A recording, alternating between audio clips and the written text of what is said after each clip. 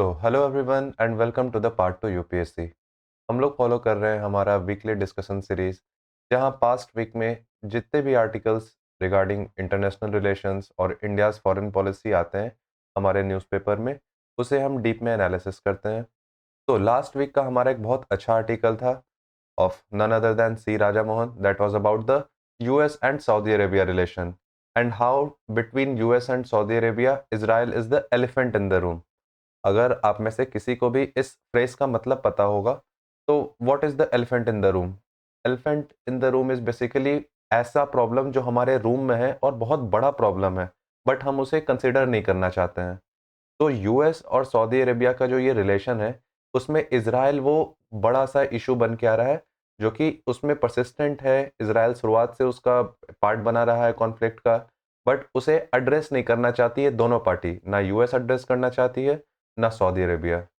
तो इस पूरे के पूरे आर्टिकल में हम डीप में समझेंगे कि आखिर ये पूरा का पूरा कॉन्फ्लिक्ट है क्या, इनके रिलेशनशिप को वो किस तरीके से शेप करता है। तो without wasting any time, let's start the video. So, Saudi Crown Prince Mohammed bin Salman's visit to Washington this week marks an inflection point in the evolution of US-Saudi relations and raises hopes for a radical transformation of the Middle East. तो अभी अगर आपने news थोड़ा follow किया होगा, तो ये देखा होगा कि सऊदी के जो क्राउन प्रिंस हैं मोहम्मद बिन सुलेमान, उन्होंने वॉशिंगटन पे अपनी विज़िट की थी। और ये जो उनकी विज़िट है, ज़ाहिर सी बात है किसी भी कंट्री की और किसी भी स्टेट्स पर्सन की अगर विज़िट होती है दूसरे नेशन में, तो ये खुद में ये दिखाता है कि इन दोनों स्टेट्स के बीच काफ़ी अच्छे रिलेशंस हैं। उसी तरीके से जैसे अभी मोहम्मद बिन सुलेमान जब वॉशिंगटन गए, तो ये दिखा रहा है कि किस तरीके से ये इन्फ्लेक्शन पॉइंट है यूएस और सऊदी के रिलेशंस के बीच में। और ये एक होप रेज़ करता है कि फ्यूचर में मिडल ईस्ट का जो है वो रेडिकल ट्रांसफॉर्मेशन हो, जिस तरीके से अभी है उसमें एक ड्रास्टिक शिफ्ट हो, पैराडाइम शिफ्ट हो।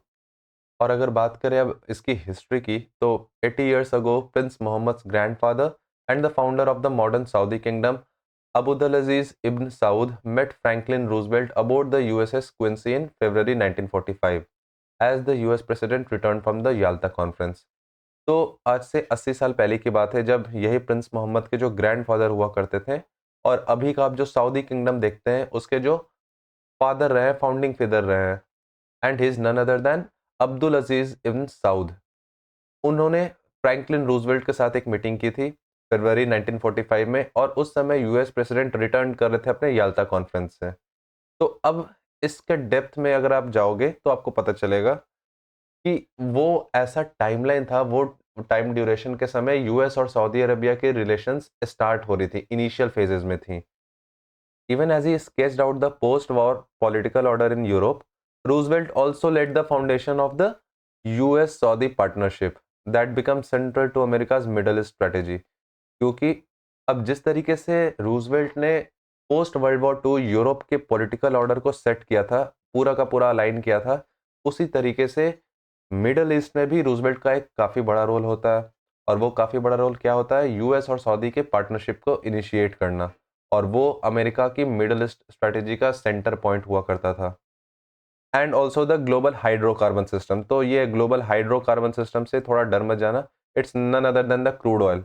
हाइड्रोकार्बन सिस्टम का मतलब है जितने भी हमारे क्रूड ऑयल, पेट्रोलियम आती है मिडल ईस्ट से, वो अगर यूएस और सऊदी के बीच का वो पार्टनरशिप ना होता, तो अभी मॉडर्न डे में आप जिस तरीके से देखते हो क्रूड ऑयल और पेट्रोलियम का trade all over the world, वो स्टार्टिंग नहीं हो पाता। क्यों? Because Washington assured access to Saudi oil was matched by strong American security guarantees to the House of Saud। क्योंकि अमेरिका को प्रॉपर एक्सेस मिल सके सऊदी के ऑयल का, इसको किस तरीके से मैच किया गया था कि अमेरिका प्रॉपर सिक्योरिटी प्रोवाइड करेगा द हाउस ऑफ सऊद को। मतलब सऊदी अरेबिया के ये जो जितने भी ट्राइब्स थे, इन्हें कौन प्रोटेक्शन देगा? अमेरिका। तो यहाँ पे दोनों का आपस में एक म्यूचुअल रिलेशनशिप बन रहा है कि एक तरफ से अमेरिका आपको सऊदी अरेबिया को प्रोटेक्शन प्रोवाइड कर रहा है, सिक्योरिटी प्रोटेक्शन प्रोवाइड कर रहा है, और सऊदी अरेबिया उसके एवज में ऑयल प्रोवाइड कर रहा है। तो Roosevelt and Abdul Aziz differed sharply on how to address Jewish aspirations for a homeland in Palestine. अब यहाँ पे आता है मेन डिफरेंस। रूजवेल्ट और अब्दुल अजीज ये लोग डिफर कहाँ कर रहे थे? ये जो उस समय की जितने भी जूइश एस्पिरेशंस थी, जूइश एस्पिरेशंस का मतलब क्या? Israel as an idea, Israel क्या था? वर्ल्ड वॉर 2 के पहले इजराइल नहीं था। Israel was nothing but a Jewish aspiration, कि एक उनका होमलैंड होगा पैलेस्टीन में, जहाँ पे जितने भी ज्यूज जिन्हें पूरे यूरोप में एक्सप्लॉइट किया गया है वो आएंगे एक जगह अपने वापस से होमलैंड में, और उसे नाम देंगे इजराइल का। इस पे रूजवेल्ट और अब्दुल अजीज शार्पली डिफर करते थे, दोनों के अलग अलग थॉट्स थे। जो सऊदी मोनार्क थे वो क्या इंसिस्ट करते थे, that the solution must lie in Europe, कि इसका सॉल्यूशन यूरोप में ही हो, अरब लैंड्स में इसराइल को लेके ना आया जाए। तो yet for 8 decades Riyadh and Washington did not allow their differences over Palestine to overwhelm a mutually advantageous strategic partnership. But इसके बावजूद, इसराइल प्रॉब्लम होने के बावजूद, कभी भी इन 8 decades में, मतलब नियर अबाउट 80 साल्स में, 80 years में, वॉशिंगटन और सऊदी अरेबिया के बीच ने कभी ये डिफरेंसेस ओवर पैलेस्टीन को अपने खुद के म्यूचुअल रिलेशनशिप में बीच में नहीं लाया। मतलब क्या है कि इजराइल का इशू है वो अपने जगह, बट इजराइल के कारण कभी यूएस और सऊदी अरेबिया ने अपने रिलेशंस खराब नहीं किए। क्यों? क्योंकि ये दोनों के लिए एडवांटेजियस था। ये स्ट्रेटेजिक पार्टनरशिप में एक को सिक्योरिटी मिल रही थी, दूसरी को ऑयल मिल रही थी। तो इस कारण से इजराइल, अब आपको पता चलेगा कैसे Israel is the elephant in the room. इतना बड़ा प्रॉब्लम है, बट फिर भी दोनों कंट्रीज ने 8 decades तक इसे काउंटर नहीं किया, इसे अपने रिश्ते के बीच में आने नहीं दिया। So the meeting between MBS and President Trump this week is about rebooting that partnership through new and far-reaching grand bargain. अब इस वीक की जो ये मीटिंग हुई थी मोहम्मद बिन सलमान और ट्रम्प के बीच में, ये उसी पार्टनरशिप को वापस से रीबूट करने का एक जरिया है। The agenda goes well beyond oil to focus on building a broad based economic and technological relationship. अब पहले जो ये ऑयल फोकस था, अब ये फोकस किस पे होगा? ये अब ब्रॉड बेस्ड इकोनॉमिक और साथ ही साथ टेक्नोलॉजिकल रिलेशनशिप होगा। क्योंकि हम लोग जानते हैं जो हमारा 21st सेंचुरी है, this is a century of science and technology, और अगर दो कंट्री के बीच टेक्नोलॉजिकल रिलेशनशिप नहीं होगी तो वो लॉन्गर रन में सस्टेन नहीं कर पाएगी। साथ ही साथ strengthening bilateral security cooperation and reordering the Middle east, मतलब मिडल ईस्ट में जो ऑर्डर गया हुआ है, जो कैओस आया हुआ है, उसे वापस से रीऑर्डर करना, उस कैओस को ऑर्डर में चेंज करना, ये अब आगे का एजेंडा है for both MBS, that is Mohammed bin Sulaiman, and Donald Trump. अब स्पेसिफिकली बात करें अगर फॉर एमबीएस, जहां जहां मैं एमबीएस बोलूंगा मोहम्मद बिन सुलेमान समझ लेना। So for MBS, the visit is also about securing valuable American support for his own looming succession. अब मोहम्मद बिन सुलेमान के लिए ये चीज भी इंश्योर करना है कि जिस तरीके से उनका सक्सेशन हुआ है उसे अमेरिकन सपोर्ट भी मिलता रहे, क्योंकि किंग सलमान जो है, जो कि अब जिनका 89 ईयर्स हो गया है, ही इज फ्रेल। अब कोई भी आदमी 89 की ईयर में यंग एंड एनर्जेटिक तो रहेगा नहीं, and has long delegated day to day governance to his son. और जितना भी गवर्नेंस का मैटर है, वो डे टू डे गवर्नेंस वाला जितना भी इशू है, वो अपने सन को डेलीगेट कर रहे हैं, मतलब कि उनके नाम पे मोहम्मद बिन सुलेमान ही सारे डिसीजंस ले रहे हैं। तो अब ये जो सक्सेशन होगा from King Salman to Prince Sulaiman, ये सक्सेशन को अमेरिका का ठप्पा लगता है कि नहीं, ये भी डिसाइड करेगा मोहम्मद बिन सुलेमान का यूएस विजिट। तो Saudi succession have rarely been straightforward, this one is specially delicate. Saudi का सक्सेशन कभी भी इतना स्ट्रेट फॉरवर्ड वैसे भी नहीं रहा है, और दिस वन तो, ये तो स्पेशली और डेलिकेट है। क्यों? Because King Salman broke with the traditional practice of passing the throne horizontally among the sons of Abdul Aziz and instead concentrated power vertically in the hands of his own son. क्योंकि King Salman ने जो traditional practice हुआ करती थी पहले, कि throne किसके पास जाएगा, वो हॉरिजॉन्टली जाएगा among the sons of Abdul Aziz, अब उन्होंने क्या किया, इसे वर्टिकली बना दिया। मतलब आप ऐसे समझो कि लेट्स सपोज अब्दुल अजीज है यहाँ पे, अब इनके जो 4 बेटे हुए, तो ये पहले क्या होता, थ्रोन हॉरिजॉन्टली जाता था। किंग सलमान ने क्या किया, इसको अब वर्टिकली अपने सन को लेके दिया है। तो अब ये क्या हो रहा है, वर्टिकली हो रहा है rather than being the horizontal. तो अब अगर ऐसा है तो जाहिर सा बात है ये थोड़ा कंट्रोवर्शियल होगा, और अगर कंट्रोवर्शियल होने के बावजूद इस पे अमेरिका का ठप्पा लग जाता है, तो आप जानते हो कि किस तरीके से अमेरिका के हिसाब से पूरा का पूरा वेस्टर्न वर्ल्ड चलता है, और मोर और लेस ग्लोबल वर्ल्ड भी चलता है। तो इस कारण से प्रिंस सुलेमान के लिए MBS के लिए ये और इम्पोर्टेंट विजिट हो जाती है ताकि उनको अपना सक्सेशन को एक अप्रूवल मिल सके। MBS has sidelined most potential rivals within the royal family, but he must still ensure that nothing disrupts the establishment of a durable Salman line. कि ये सलमान लाइन जो है, ये हमारा जो सलमान लाइन जिसके बारे में हमने डिस्कस किया, ये आगे बढ़ता रहे। Equally important for MBS is a strong US backing for his sweeping vision 2030। अब एक चीज और इम्पोर्टेंट है कि MBS का एक विजन है, विजन 2030 एजेंडा, जहां पे वो सऊदी अरेबिया के लिए डेवलपमेंट की बात करते हैं। And at the heart of his ambition is the transformation of Saudi Arabia from an extractive state into a diversified, globally competitive economy and a more open society। ये काफी important point है, इसको थोड़ा star mark कर लेना। क्यों? क्योंकि क्या है ये MBS का विजन 23? वो चाहते हैं कि सऊदी अरेबिया का ट्रांसफॉर्मेशन हो, और ट्रांसफॉर्मेशन कैसे हो? अभी क्या है, वो एक्सट्रैक्टिव स्टेट है। एक्सट्रैक्टिव मतलब क्या एक्सट्रैक्ट कर रहे हैं? Oil, crude oil, petroleum. और उनका विजन है कि सिर्फ और सिर्फ पेट्रोल एक्सट्रैक्टिव स्टेट ना रह जाए सऊदी अरेबिया, बल्कि एक डाइवर्सिफाई स्टेट बने जहां पे ग्लोबल कम्पिटिटिव इकोनॉमी हो सऊदी अरेबिया की, और ये जाहिर सी बात है मोर ओपन सोसाइटी हो।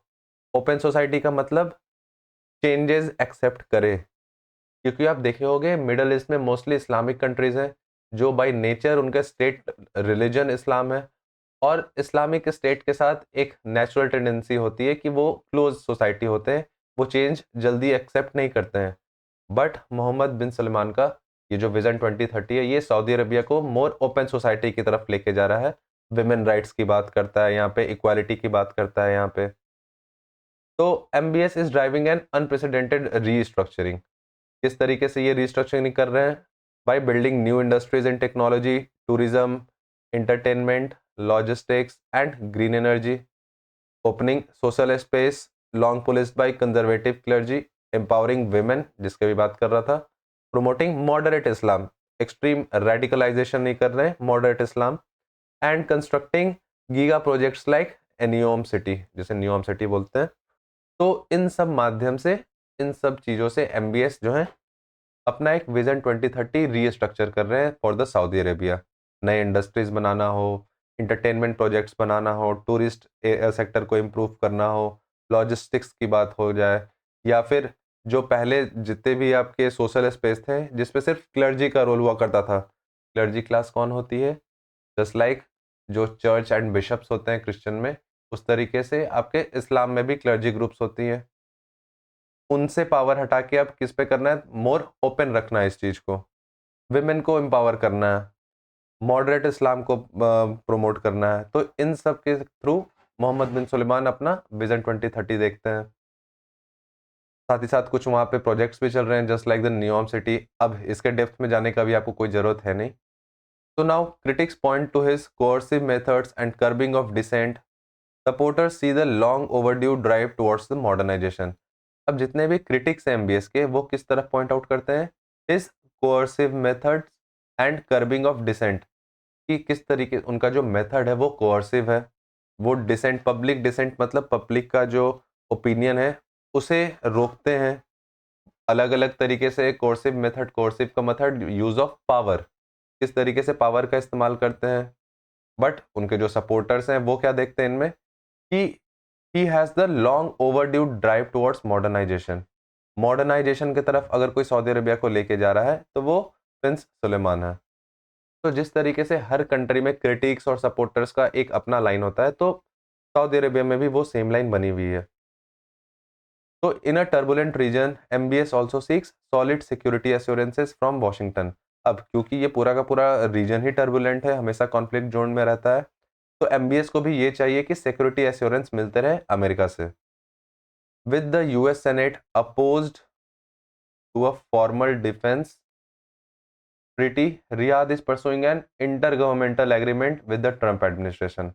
अब ये आपको थोड़ा समझने का जरूरत है कि US सेनेट ने डायरेक्टली अपोज कर दिया है एक फॉर्मल डिफेंस पैक्ट, कि फॉर्मल डिफेंस पैक्ट हो, एक डिफेंस एग्रीमेंट हो, इसमें सेनेट राजी नहीं हुए थे। बट स्टिल रियाद क्या परस्यू कर रहा है कि एक इंटर गवर्नमेंटल एग्रीमेंट हो जाए ट्रंप एडमिनिस्ट्रेशन के साथ, मतलब गवर्नमेंट के बीच का एक एग्रीमेंट हो। जिस तरीके से वहाँ MBS है, उनके काउंटर पार्ट यहाँ पे ट्रंप और इनके बीच कुछ ना कुछ एक अग्रीमेंट हो। Saudi Arabia wants access to advanced weapon system. Saudi Arabia को किस चीज़ की डिमांड है अब? एडवांस्ड वेपन सिस्टम की, जिसमें आता है क्या? F-35। F-35 क्या है? अगर आपने से किसी ने भी थोड़ा सा भी डिफेंस में पढ़ा होगा तो उसे पता होगा F-35 is nothing but a fighter aircraft of USA. साथ ही साथ ग्रेटर टेक्नोलॉजी ट्रांसफर चाहिए and a pathway to building up domestic defence industrial capabilities. किस तरीके से अपना डोमेस्टिक डिफेंस को और इम्प्रूव कर सके, इसके लिए भी अमेरिका का सपोर्ट चाहिए। Next, civil nuclear cooperation is another priority. Atomic accord with America is not just about diversifying the kingdom's energy sources, but also a symbolic parity with regional rival Iran. Civil nuclear cooperation. Civil nuclear cooperation का मतलब क्या है? Nuclear corporation हो but not for the defence और bomb और weapons, but energy के लिए, electricity के लिए। तो अगर सऊदी अरबिया अटोमिक अकॉर्ड करती है अमेरिका के साथ, तो सिर्फ और सिर्फ ये अपना एनर्जी सोर्स को डाइवर्सिफाई करना नहीं होगा। मान के चलो एक सोर्स तो वो हो गया कि हाँ ठीक है, हमारे जो एनर्जी सोर्सेज है उसे डाइवर्सिफाई कर दिया, बट साथ ही साथ ये एक सिंबॉलिक रोल भी प्ले करता है। क्यों? क्योंकि जो उसका रीजनल राइवल है दैट इज ईरान। ईरान हमेशा आप देखते होगे न्यूज़ में आते रहता है कि ईरान इज डेवलपिंग सब न्यूक्लियर बम्स, न्यूक्लियर रिसर्च हो रही है ईरान में। और आपको ये भी पता होगा कि ईरान क्या है? अ रीजनल राइवल है सऊदी अरेबिया का। तो उसके लिए एक सिंबॉलिकली ये शो भी होगा कि एटॉमिक अकॉर्ड्स हो रहे हैं अमेरिका के साथ सऊदी अरेबिया के। तो इस लिहाजे से सिविल न्यूक्लियर कॉपरेशन भी काफ़ी इंपॉर्टेंट हो जाता है। नेक्स्ट आते हैं हम artificial intelligence, AI. And AI is central to MBS vision of a post oil future. Oil के बाद का जो फ्यूचर है वो एआई का है। और he wants to make Saudi Arabia a global AI hub.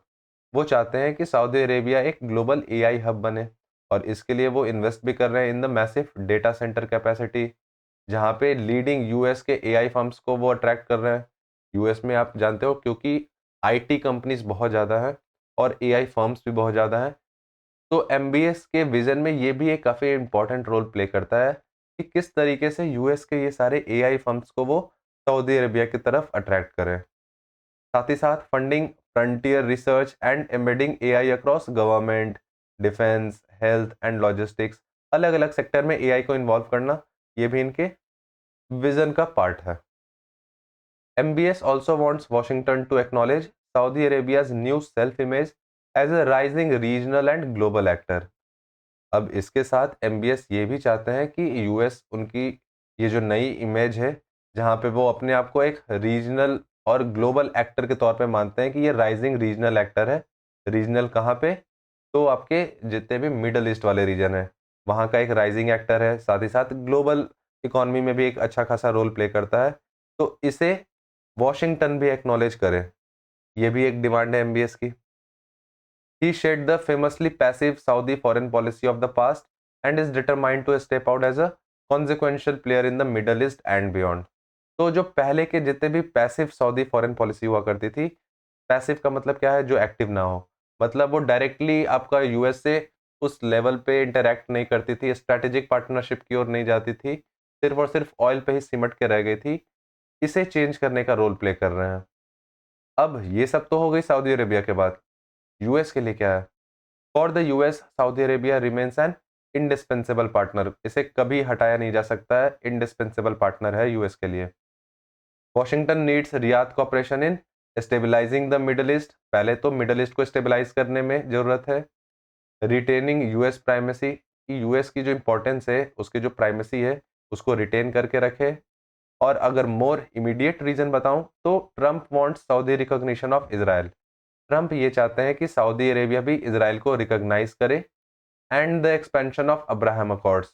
और जिस तरीके से अब्राहम अकॉर्ड्स बाकी के अदर अरब लैंड्स, अरब स्टेट से किए हैं यूएस ने, सऊदी अरेबिया भी इसका पार्ट बने, इसे अब्राहम अकॉर्ड को और ज़्यादा एक्सपेंड किया जाए।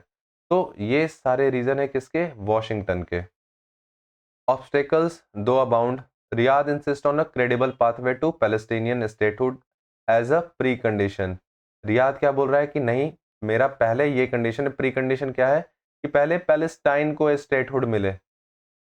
While the bar MBS has set is low. अब देखा जाए तो पैलेस्टीन को अगर स्टेटहुड का दर्जा मिले, तो वो थोड़ा तो बार उन्होंने लो किया है, एमबीएस ने। He has set the bar low, but prime minister Benjamin Netanyahu faces intense pressure from his far-right coalition partners to avoid any gesture toward Palestinian statehood. अगर डिमांड देखो एमबीएस की तो कुछ वैसा भी बहुत बड़ा डिमांड नहीं है, ये बस ये बोल रहे हैं कि पैलेस्टीन को भी स्टेटहुड मिल जाए। और अगर बेंजामिन नेतन्याहू अपने से दे भी दे, बट ये पॉसिबल नहीं है उनके लिए भी। क्यों? क्योंकि उनके जितने भी कोलिशन पार्टीज हैं और वो बहुत ज़्यादा फार राइट हैं, वो कभी इस जेस्चर के लिए एक्सेप्ट ही नहीं करेंगे कि पैलेस्टीन को स्टेटहुड में मिल जाए। तो अब आपको ये चीज़ समझ में आ गई होगी कि किस तरीके से एमबीएस ने तो वो बार लो सेट किया है, बट सिंस बेंजामिन नेतन्याहू अपने कोलिशन पार्टनर्स पे डिपेंडेंट है, तो उनके लिए ये जेस्चर थोड़ा हार्ड हो जाता है पैलेस्टाइन को स्टेटहुड प्रोवाइड करने वाला। Now this week also brought a significant diplomatic boost for Washington. The UNSC November 17 resolution on Gaza essentially endorses the US draft plan for ending the conflict through international oversight, humanitarian stabilization, and a phased political transition. It calls for a powerful international stabilization force made up largely of peacekeepers from Muslim state. अब इस week की बात की जाए तो इस week एक चीज और हुई थी, और वो क्या थी? 17 नवंबर में यूनाइटेड नेशनल सिक्योरिटी काउंसिल में एक रिजोल्यूशन पास हुआ, और वो रिजोल्यूशन मेनली इंडोर्स क्या कर रहा था कि यूएस के जो ड्राफ्ट प्लान बने हैं कि किस तरीके से इस कॉन्फ्लिक्ट को दूर किया जाए। और वो क्या है? थ्रू इंटरनेशनल ओवरसाइट, कि इंटरनेशनल पार्टीज इस पे ओवरसाइट करे, इसे मॉनिटर करे। ह्यूमैनिटेरियन स्टेबलाइजेशन हो, मतलब जितने भी ह्यूमैनिटेरियन एड्स वगैरह है वहाँ पे प्रोवाइड किए जाए, और साथ ही साथ एक फेज्ड तरीके से step by step political transition हो आपके मिडल ईस्ट में। It also calls for a powerful international stabilisation force. उन्होंने इंटरनेशनल स्टेबलाइजेशन फोर्स की भी बात की है, आईएसएफ की। स्टेबलाइजेशन फोर्स का काम क्या रहेगा? जहां पे इंस्टेबिलिटी बनी हुई है, कॉन्फ्लिक्ट रीजन है, वहां पे स्टेबिलिटी लेके आने का, केओस से ऑर्डर में लेके आने का। और इस आईएसएफ में रहेंगे कौन? Made up largely of peace keeper from Muslim states. जितने भी मुस्लिम स्टेट से जो पीस कीपर्स हैं उन्हें इनका पार्ट बनाया जाएगा। A new board of peace will serve as Gaza's interim administration. एक नई बोर्ड ऑफ पीस बनाई जाएगी जो गाजा की इंटरिम एडमिनिस्ट्रेशन संभालेगी। जब तक से गवर्नमेंट बन नहीं जाती है तब तक की एडमिनिस्ट्रेशन संभालने के लिए एक बोर्ड ऑफ पीस होगी, with authority eventually transferred to a reformed Palestinian authority. वही बात है कि जब पैलेस्टीनियन अथॉरिटी आ जाएगी रिफॉर्म तरीके से, तब जाके उसे रिप्लेस कर दी जाएगी। The resolution gestures toward a credible pathway. फिर से वही बात हो रही है क्रेडिबल पाथवे की। ये रिजोल्यूशन क्या जेस्चर दिखाता है कि किस तरीके से ये आपका सिक्योरिटी काउंसिल का जो रिजोल्यूशन है, ये सिग्नल करता है कि फ्यूचर में पैलेस्टीन को स्टेटहुड का भी दर्जा मिल सकता है, and without offering immediate guarantees. लेकिन साथ ही साथ ये कोई इमीडिएट गारंटी भी अभी नहीं दिखाता है कि हाँ मिल ही जाएगा, बट एक फ्यूचर के लिए एक रास्ता खोल देता है। The resolution passed with Russia and China abstaining is a clear sign that Trump is having his way in the Middle East, at least for now. और जिस तरीके से ये रिजोल्यूशन पास हुआ जहां पे रशिया ने और चाइना ने एब्सटेन किया था वोट करने से, ये दिखाता है कि ट्रम्प भले ही लॉन्गर रन के लिए नहीं, बट एटलीस्ट फॉर नाउ अभी तो वो लीड कर रहे हैं मिडल ईस्ट में, और अच्छे तरीके से अपने इंटरेस्ट को सर्व कर रहे हैं वहां पे। A Saudi-Israel normalization and expanded Abraham Accords could herald a different political architecture for the Middle East. India, which has good relations with both Israel and Saudi Arabia and is a strong supporter of the Abraham Accords, can only benefit from the normalization of ties between Tel Aviv and Riyadh and participation in the new era of peace and prosperity in the Middle East. अब ये जो Saudi और Israel का normalisation है, इस पे बात करते हैं। अगर सऊदी और इजराइल के रिलेशंस नॉर्मलाइज होते हैं, अब्राहम एकॉर्ड्स एक्सपैंड होता है, तब जाके पूरा का पूरा मिडल ईस्ट का जो पॉलिटिकल आर्किटेक्चर है वो चेंज हो सकता है। अब इंडिया इसे किस तरीके से देखता है? तो इंडिया का अच्छा रिलेशंस है, इजराइल के साथ भी है, सऊदी अरेबिया के साथ भी है। साथ ही साथ अब्राहम अकॉर्ड्स का इंडिया एक स्ट्रॉन्ग सपोर्टर है। तो इंडिया को फायदा कब होगा? जब तेल अवीव और रियाद, तेल अवीव बोले तो इजराइल, रियाद बोले तो सऊदी अरेबिया, ये दोनों अगर एक्टिवली पार्टिसिपेट करें इस नए एरा में जहां पे मिडल ईस्ट में पीस की बात हो, तब जाके इंडिया का फायदा होगा। येट इजराइल जिस तरीके से रिलेक्टेंट है कि थोड़ा सा भी वो कंसीड नहीं कर सकता है even minimally on the issue of Palestinian statehood, कि पैलेस्टाइन को स्टेटहुड मिले। ये शो करता है कि आने वाले समय में आप देख सकते हो कि जितने आसानी से दिख रही है ना कि ये यूएस और सऊदी अरेबिया के बीच के रिलेशंस इंप्रूव होंगे, वो वैसे भी नहीं होने वाले हैं, बहुत ड्रामा होने वाला है। और अभी भी एलिफेंट इन द रूम कौन है? Israel. So this was all about the whole article of T. Raja Mohan, which was between US and Saudi Arabia. Israel is the elephant in the room. I hope आप सभी को ये article अच्छे से समझ में आया होगा और आपने देखा होगा किस तरीके से यूएस और सऊदी अरेबिया के रिलेशनशिप्स इंटेंगल्ड है और इजराइल इसमें एक रोल प्ले करता है। तो आज के लिए बस इतना ही, मिलते हैं अब अपने नेक्स्ट वीडियो में। तब तक के लिए all the best everyone and have a good life.